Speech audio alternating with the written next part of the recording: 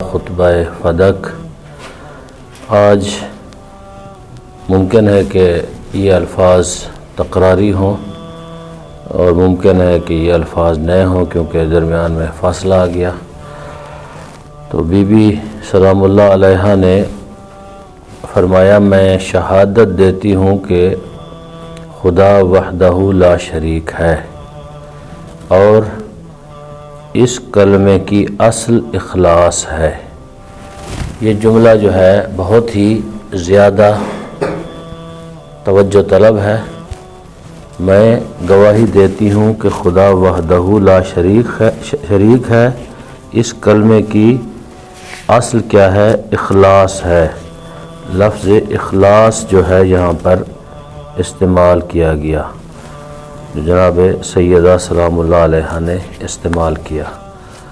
تو لا الہ الا اللہ زبانی پڑھ لینا اس کا فائدہ نہیں ہے جب تک آپ کے اندر اخلاص نہ ہو۔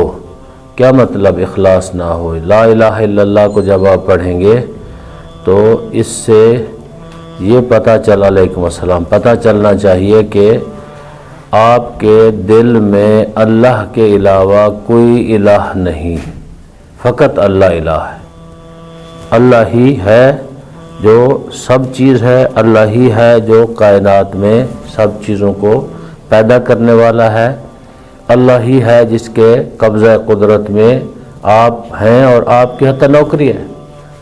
اگر آپ کسی کو الہ مانیں گے، مثال کے طور پر جامعہ میں آپ کام کرتے ہیں تو آپ یہاں کی انتظامیہ کو الہ ماننا شروع کر دیں تو کیا ہے؟ آپ شرک کریں گے۔ کبھی کبھی ہم شرک کرتے ہیں لیکن ہمیں اس شرک کا پتہ نہیں چلتا، ہم جانتے نہیں ہوتے۔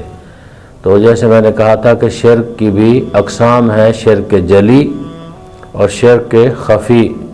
شرک جلی یعنی واضح شرک، مشرکانہ گفتگو کرنی، اور شرک خفی جو ہے اس کا آپ کو کبھی آپ کا دھیان نہیں ہوتا اس کی طرف، شاید اس کی معافی ہو کیونکہ آپ کو پتہ بھی نہیں ہے اس کا اور آپ کا دھیان بھی اس کی طرف نہیں ہے۔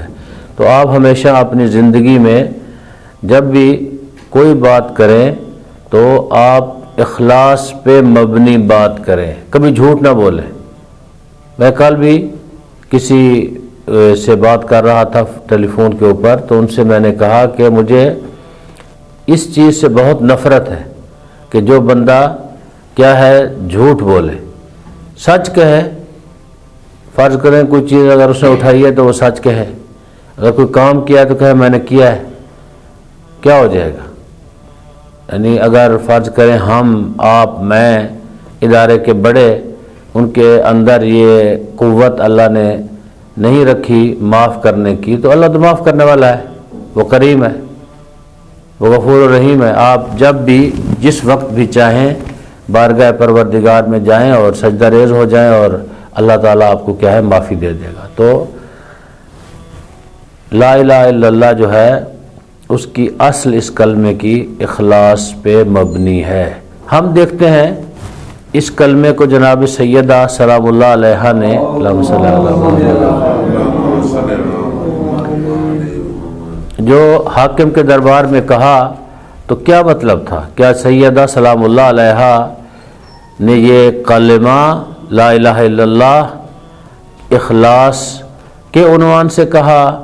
یقیناً جناب زہرا سلام اللہ علیہا اس باپ کی بیٹی ہے کہ جس کے بارے میں ہے کہ یہ میرا رسول وہ ہے اس کے اوپر کبھی نہ حزن آیا ہے اور نہ کبھی ملال آیا ہے، یعنی معصوم کبھی کسی سے ڈرتا نہیں ہے۔ کوئی جتنا بھی طاقتور ہو اس سے اگر وہ خوف کھائے گا، ڈرے گا، تو وہ پھر اس عہدے سے وفادار نہیں ہوگا۔ اسی طرح جناب سیدہ سلام اللہ علیہ کے بارے میں بھی عقیدہ نہیں ہے بلکہ یہ مسلمات میں سے ہے کہ جناب سیدہ عصمت پہ فائز تھیں۔ اس کے بعد بی بی نے اور جو آگے جملے فرمائے وہ بڑے عجیب ہیں، اس کے معانی دلوں سے وابستہ ہیں، اس کا مفہوم فکر کو روشنی دیتا ہے۔ کس کے معنی؟ کلمہ لا الہ الا اللہ کے معنی دلوں سے وابستہ ہے، یعنی کیا؟ آپ قلبی طور پہ اللہ کو اللہ مانیں گے، الہ مانیں گے، تو کیا ہے؟ آپ سچے اور سچے مسلمان ہوں گے، پکے مسلمان ہوں گے۔ اگر دلی طور پہ نہیں مانتے، کسی اور کو مانتے ہیں، قلبی طور پہ کیسے ماننا ہے؟ جس سے اللہ روکتا ہے رکے، جس کا اللہ حکم دیتا ہے وہ کریں۔ نماز اللہ حکم دیتا ہے، زکوٰۃ اللہ حکم دیتا ہے۔ آگے یہ بھی بیوی اس کے بارے میں بھی تفصیل سے گفتگو فرمائیں گی آگے جا کے علیکم السلام خطبے میں۔ ان چیزوں کا کیا ہے؟ اللہ آپ کو حکم دیتا ہے، جس سے اللہ حکم دیتا ہے جس کا آپ اس کو کیا ہے؟ بجا لائیں۔ جس سے اللہ منع کرتا ہے اس کو کیا ہے؟ آپ اس سے رکے۔ اس کے معنی دلوں سے وابستہ ہیں۔ اس کا مفہوم فکر کو روشنی دیتا ہے، یعنی جو بندہ شعور رکھتا ہے، جو بندہ فکر رکھتا ہے، جو بندہ عقل سلیم رکھتا ہے، تو اس کو یہ کیا ہے؟ روشنی عطا کرتا ہے۔ کیوں روشنی دیتا ہے؟ کیونکہ شعور ہے اس کے اندر عقل سلیم ہے۔ وہ کیا ہے؟ سوچتا ہے، تفکر کرتا ہے کسی چیز کے بارے میں۔ جب تفکر کرتا ہے تو اللہ کیا ہے؟ مدد کرتا ہے، اللہ اس کو کیا ہے؟ روشنی عطا کرتا ہے۔ پھر انسان جب کلمہ لا الہ الا اللہ کہ جس کی اصل کیا ہے؟ اخلاص ہے، اس کو اپنے دل سے مانتا ہو تو اللہ پھر اس کی عقل میں، اس کی فکر میں، اس کے شعور میں اللہ کیا ہے؟ اضافہ کر دیتا ہے۔ اللہ اس کو کیا ہے؟ دلیر بنا دیتا ہے۔ پھر وہ کیا ہے؟ حاکموں کے آگے بھی جا کے کلمہ حق بیان کرتے ہیں۔ اس طرح کی کئی مثالیں ملتی ہیں، کیونکہ میں اس خطبے سے باہر نہیں جانا چاہتا۔ دنیا میں بھی بہت سارے ایسے لوگ موجود رہے ہیں، حتیٰ آپ کے پاکستان کے اندر بھی، جو کلمہ حق بڑے سے بڑے حاکم کے سامنے بھی کہہ دیتے تھے۔ ان کو کوئی ان کے لیے کوئی مسئلہ نہیں ہوتا تھا۔ کیوں؟ اس لیے کیونکہ وہ خود پاکیزہ تھے، ان کی فکر کیا ہے؟ پاکیزہ تھی، ان کا شعور کیا ہے؟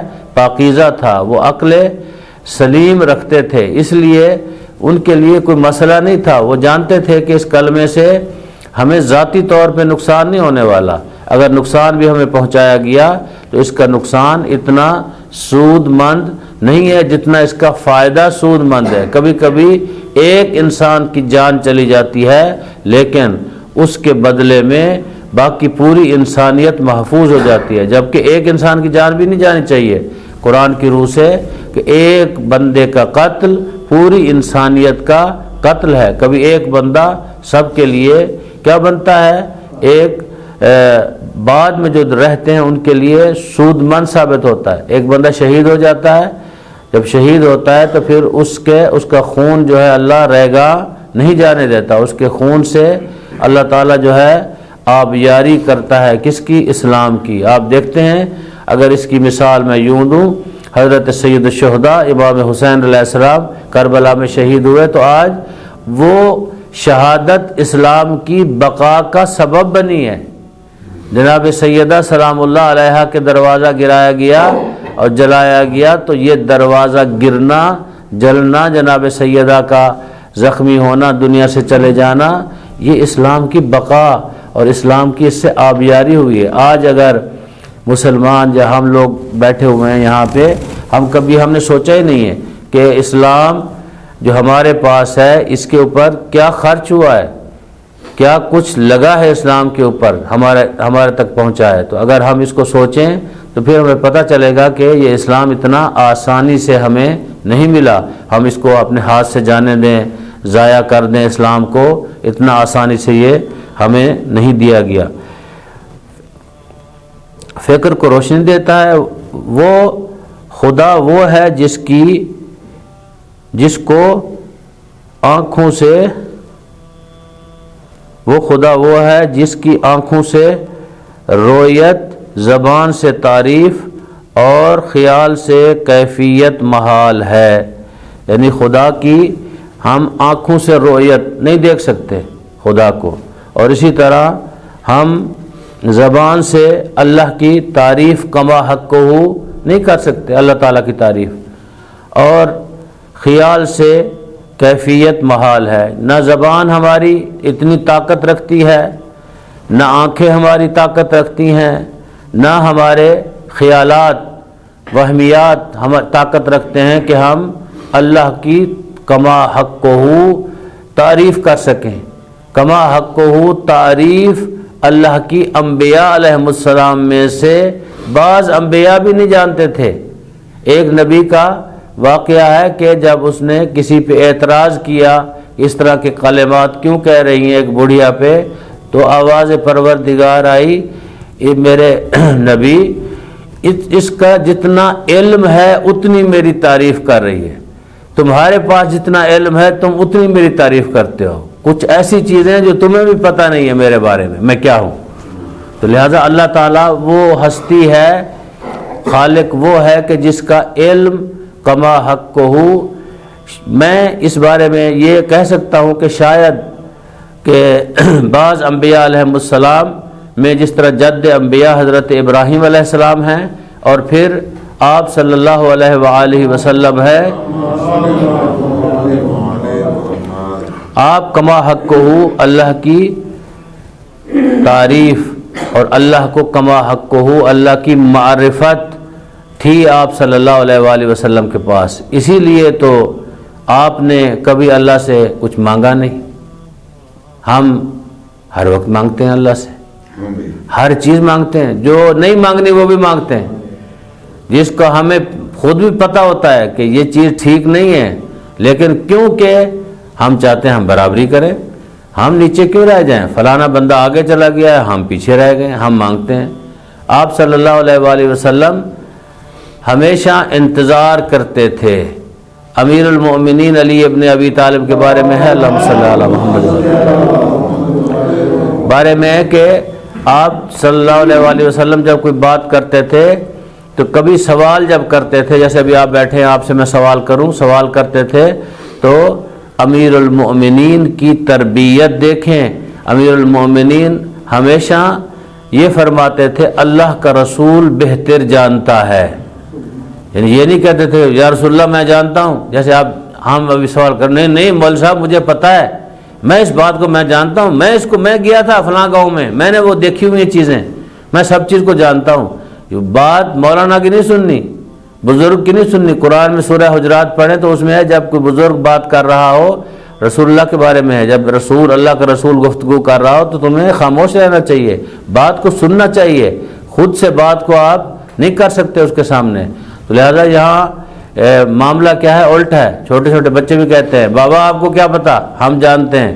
تو امیر المومنین جیسی شخصیت جو سارے علوم رکھتے تھے تو وہ عرض کرتے رسالت مآب کی بارگاہ میں یا میں اللہ کا رسول بہتر جانتا ہے اس بات کو۔ تو لہذا ہماری اگر تربیت ایسے ہو جائے تو پھر ہم شاید ان جملوں پہ کیا ہے ہم بھی پورا اتریں۔ تو کیا فرمایا جناب سیدہ نے، وہ خدا وہ ہے جس کی آنکھوں سے رؤیت یعنی دیکھنا، رؤیت کے معنی ہے آنکھوں سے دیکھا نہیں جا سکتا، زبان سے تعریف اور خیال سے کیفیت محال ہے۔ کون کہہ رہی ہے؟ رسول اللہ صلی اللہ علیہ وآلہ وسلم کی بیٹی۔ کون کہہ رہی ہے؟ عصمت فائز بی بی۔ کون کہہ رہی ہے؟ مادر حسنین۔ یہ جملے کہہ رہی ہے۔ ہم اور آپ کیا ہیں؟